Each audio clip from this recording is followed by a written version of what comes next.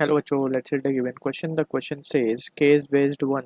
Distance is a scalar quantity and displacement is a vector quantity. Similarly, speed is scalar and velocity is vector. So, first part of the question they are asking a particle undergoes displacement of 3 meter due north and 4 meter due east. Then the net displacement is option A 5 meter, option B 7 meter, option C 1 meter, option D 6 meter. Second question में it is asking a person first travel a distance of 40 meter and then 30 meter. The total distance traveled by the person is option A 70 meter, option B 50 meter, option C 100 meter, option D 10 meter. Third question में they are asking if the net displacement of the particle is zero, the net distance traveled by the particle option A may be zero, option B may not be zero, option C cannot be zero, option D none of this. So इस question का जो key concept we need to understand is the concept of distance and displacement. तो इन दोनों के बीच का अगर हमें difference clearly समझ में आ जाए so we can easily answer the questions. So यहाँ पे अगर हम देखें तो डिस्टेंस जो है basically it is a scalar quantity जो कि मेंशन भी है ऊपर. Displacement is a vector quantity. अब स्केलर और वेक्टर का मतलब ये है कि स्केलर क्वांटिटी वो क्वांटिटी है जिसमें मैग्नीट्यूड होता है, डायरेक्शन नहीं होता. और डिस्प्लेसमेंट ऐसी क्वांटिटीज़ होती हैं जिनके पास डायरेक्शन भी होता है और मैग्नीट्यूड भी होता है. तो डिस्टेंस को अगर हम डिफाइन कर दें यहाँ पे distance is defined as the actual path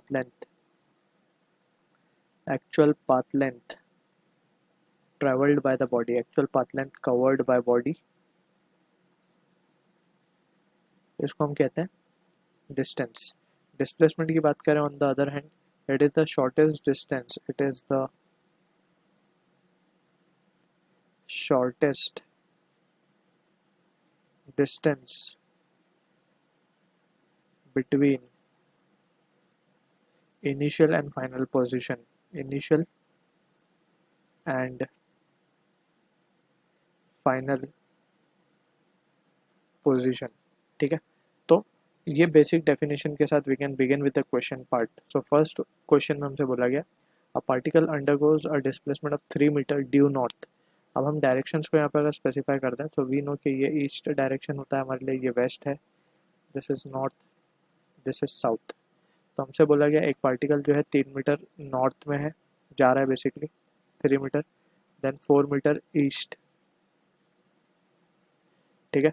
अब ये उसकी इनिशियल पोजीशन है, ये उसकी फाइनल पोजीशन है. हमसे पूछा गया नेट डिस्प्लेसमेंट कितना होगा. अब डिस्प्लेसमेंट को हमने देखा it is the shortest distance between initial and final point. So initial and final point का shortest distance will be this. So हम यहाँ पे सिंपली पाइथागोरस लगा के आई एफ की वैल्यू कैलकुलेट कर सकते हैं. So I F square will be equals to 4 square plus 3 का square. So 4 square will be 16 प्लस 9 and that is 25. So I F की वैल्यू अगर हम इसका रूट ले लें so it will be just 5 metre. Positive value लेंगे हम इसकी तो 5 मीटर आएगा, यानी कि net displacement is 5 metre. Option A will be the correct answer for this. अब सेकेंड पार्ट के क्वेश्चन को देख लेते हैं. सेकेंड पार्ट में it is asking person first travel distance of 40 metre. अब 40 मीटर कोई भी डायरेक्शन में वो चल सकता है, ठीक है, एंड देन 30 मीटर. अब ये स्पेसिफाइड नहीं है डायरेक्शन, किस डायरेक्शन में वो जा रहा है, कहाँ जा रहा है, जस्ट मैग्नीट्यूड पे कॉन्सेंट्रेट करेंगे अगर हम तो 40 मीटर और 30 मीटर. अब टोटल हमने देखा कि डिस्टेंस है क्या, एक्चुअल पाथ लेंथ ट्रेवल्ड कितना वो एक्चुअली में चल रहा है. सो एक्चुअली में वो चल रहा है पहले 40 फिर 30. तो सिंपली दोनों को क्या कर देंगे, हम ऐड कर देंगे to get the value of distance. So it comes out to be 70 metre. So straight away option A will be correct. So अब थर्ड पार्ट को देख लेते हैं. तो थर्ड पार्ट में हमें बोला गया if the net displacement of particle is zero. displacement हमें क्या दी मैंने, displacement is zero, then the net distance traveled by the particle is. अब net distance की अगर हम बात करेंगे, डिस्प्लेसमेंट जीरो है. डिस्प्लेसमेंट कब जीरो होगा, लेट्स से पार्टिकल ए से स्टार्ट हुआ, बी तक गया, फिर वापस वो ए पर आ गया. तो हम देख सकते हैं कि ए से स्टार्ट हुआ था, इनिशियल और फाइनल पोजीशन दोनों ए ही हो गई है. तो in that situation we can say कि डिस्प्लेसमेंट विल बी जीरो, लेकिन डिस्टेंस यहाँ पे जीरो नहीं होगा. ठीक है ना. सो डिस्टेंस जीरो एक्चुअली में नहीं हो सकता.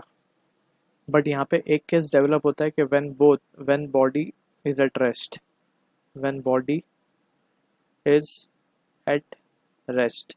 तो इन दिस केस डिस्प्लेसमेंट जो होगा वो डिस्टेंस के बराबर हो जाएगा. मीन्स दोनों ही सेम हो जाएंगे इन दिस केस. सो हम बोल सकते हैं कि अगर डिस्प्लेसमेंट जीरो है तो डिस्टेंस भी जीरो हो सकता है. तो option A should be the correct answer for this. So यहाँ पे ये एक स्पेशल केस था जो हमें यहाँ पे याद रखना है. When the body is at rest तो डिस्प्लेसमेंट और डिस्टेंस दोनों ही सेम हो सकते हैं.